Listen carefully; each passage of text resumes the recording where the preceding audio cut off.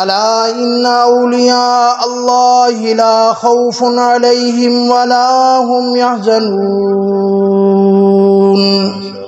الذین آمنوا وکانوا یتقون۔ فرمایا اللہ والے تو وہ ہیں لا خوف علیہم، جنہیں کوئی خوف نہیں ہے، جنہیں کوئی ڈر نہیں ہے، ولا هم يحزنون، اور نہ انہیں کوئی غم ہے۔ وہ کون لوگ ہیں؟ فرمایا وہ دنیا میں سوائے اللہ کے کسی کا خوف نہیں رکھتے، سوائے اللہ کے وہ کسی سے نہیں ڈرتے، اللہ سے ہی ڈرتے ہیں۔ اور فرمایا میدان معاشر کے اندر انہیں کوئی غم نہیں ہوگا کہ میں دنیا کے اوپر زندگی کیسے گزار کے آیا ہوں، کیونکہ ان کا ایک ایک لمحہ اللہ کے حکم کے مطابق گزرا ہے، ان کا ایک ایک لمحہ امام الانبیاء صلی اللہ علیہ وسلم کی سنت کے مطابق گزرا ہے۔ اللہ اکبر۔ جو لوگ آج کل سمجھتے ہیں جی کرامات ہونی چاہیے، جی فلاں بندہ یہ کرامت ظاہر کر دیتا ہے، فلاں یہ ظاہر کر دیتا ہے، ارے میں کہتا ہوں جس کے چہرے پر سنت رسول نہیں ہے، اگر وہ جیسے بھی کرامات دکھائے، اللہ کی قسم وہ اللہ کا ولی نہیں ہو سکتا، کیونکہ ولایت تو ملی ہے امام الانبیاء صلی اللہ علیہ وسلم کے جوتوں کے صدقے، ولایت تو ملی ہے حضور صلی اللہ علیہ وسلم کی سنتوں کے صدقے۔ ارے جو نماز کی پابندی نہیں کرتا، جو نماز نہیں پڑھتا، جو روزہ نہیں رکھتا، اللہ کے احکامات پر عمل نہیں کرتا، اللہ کی قسم وہ اللہ کا ولی نہیں ہو سکتا۔ اللہ کے قرآن نے خود بھی اشارہ کر دیا، فرمایا اللہ کا ولی کون ہے؟ الذین آمنوا وکانوا یتقون۔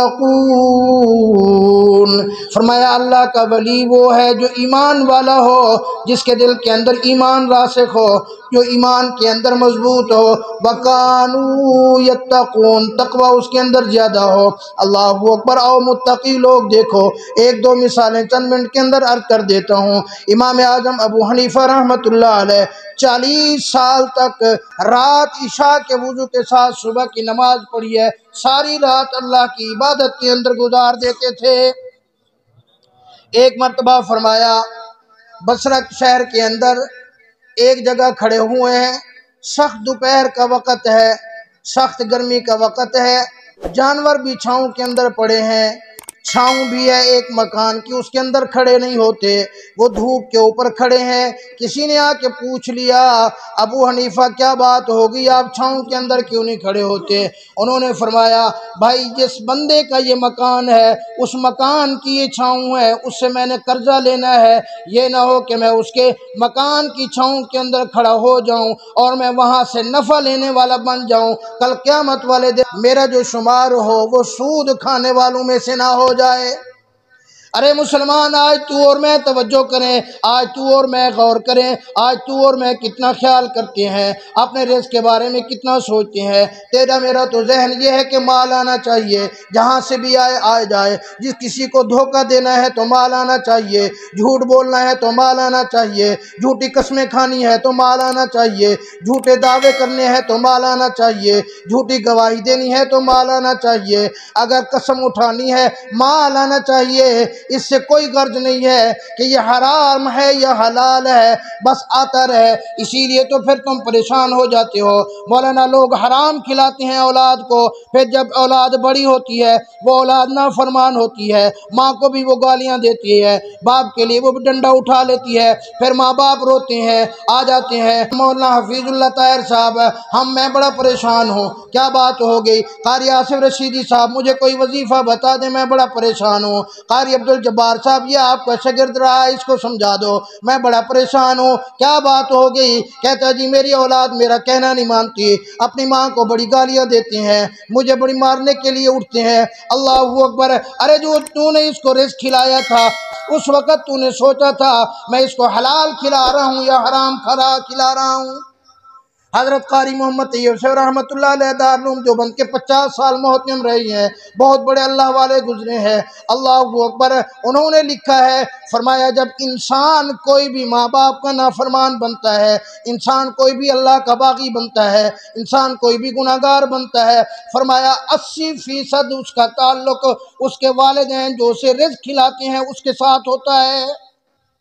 اگر والدین حرام کھلائیں گے تو وہ پھر حرام کاری کی طرف جائے گا، والدین اس کو حرام کھلائیں گے وہ زنا کاری کی طرف جائے گا، والدین حرام کھلائیں گے وہ جھوٹ بولے گا، والدین حرام کھلائیں گے وہ ماں باپ کی طرف دوڑ دوڑ کے آئے گا، والدین اسے حرام کھلائیں گے تو وہ اپنی ماں کو بھی گالیاں بکے گا، والدین حرام کھلائیں گے تو باپ کو بھی مارنے کے لیے آئے گا۔ میرے بھائی اسی لیے خیال کرنا، امام اعظم ابو حنیفہ رحمۃ اللہ علیہ اتنی احتیاط کر رہی ہے، حضرت امام احمد ابن حنبل رحمۃ اللہ علیہ اللہ اکبر ان کا سگا بیٹا ہے، اور سگا بیٹا یہ نہیں ہے کہ کوئی دنیا دار ہے، وقت کا بہت بڑا محدث ہے، اللہ اکبر اس کی سرکاری نوکری لگ گئی، گورنمنٹ سے تنخواہ لینے لگا، اللہ اکبر انہوں نے منع کر دیا کیونکہ گورنمنٹ کا جو پیسہ ہوتا ہے یہ مشکوک ہو جاتا ہے، میں مشکوک مال نہیں کھانا چاہتا۔ ان کا خادم فرمایا ان کے بیٹے کے گھر تندور کے اوپر ان کا کھانا بنایا کرتا تھا، منع کر دیا کہ آج کے بعد میرے بیٹے کے گھر کے اندر جو آگ جلتی ہے اس کے اوپر میرا کھانا نہ پکانا۔ اللہ اکبر فرمایا ان کی گھر والی فوت ہو گئی تھی، اس کے وراثت کے اندر ایک مکان تھا، اس مکان سے کرایہ آتا تھا، اس مکان کا کرایہ آدھا حضرت استعمال کرتے تھے، آدھا ان کا بیٹا استعمال کرتا تھا، اور کچھ دنوں کے بعد وہ مکان خستہ حال ہو گیا، ان کے بیٹے نے اس مکان کی مرمت کرائی اپنے پیسے لگا کر، جب مکان کی مرمت ہو گئی کرایہ آنے لگا تو اس کے بعد بیٹا آیا، مہینے کے بعد وہ چند پیسے لے کر حضرت یہ آپ کا حصہ بنتا ہے، منع کر دیا، فرمایا کیونکہ اب اس مکان کے اوپر مشکوک پیسہ لگ چکا ہے، آج کے بعد میں اس مکان سے لیا ہوا کرایہ بھی استعمال نہیں کیا کروں گا۔ ارے آؤ ان علماء کے پاس آؤ، یہ ہوتے ہیں اللہ والے، یہ ہوتے ہیں اولیاء کرام جن سے نماز نہ کبھی چھوٹے، جن سے روزہ کبھی نہ چھوٹے، جن سے حضور صلی اللہ علیہ وسلم کی سنت نہ کبھی چھوٹے۔ حضرت سید رشید احمد گنگوہی رحمۃ اللہ علیہ فرمایا دارالعلوم دیوبند کے موقع پر ایک جلسے کے اوپر تشریف لائے، فرمایا بیٹھے، نماز ہو گئی، سلام پھیرا، سلام پھیرنے کے بعد زارو قطار رونے لگے، آنکھوں میں سے آنسو جاری ہے، ایک قریب آئے، خادم آئے، آ کر دبایا، حضرت کیا بات ہو گئی، حضرت کیا پریشانی ہو گئی، کوئی تکلیف ہو گئی، کیا ہوا؟ فرمایا نہیں کچھ نہیں ہے۔ حضرت یہ آنکھوں میں آنسو کیسے، یہ زارو قطار رونا کیسا، یہ روتے روتے آپ کی ہچکیاں کیوں بن گئیں؟ فرمایا آج 18 سال کے بعد رشید احمد گنگوہی کی تکبیر تحریمہ قضا ہو گئی ہے، میں اس کے اوپر رو رہا ہوں، پتہ نہیں مجھ سے کون سا گناہ ہو گیا۔ حضرت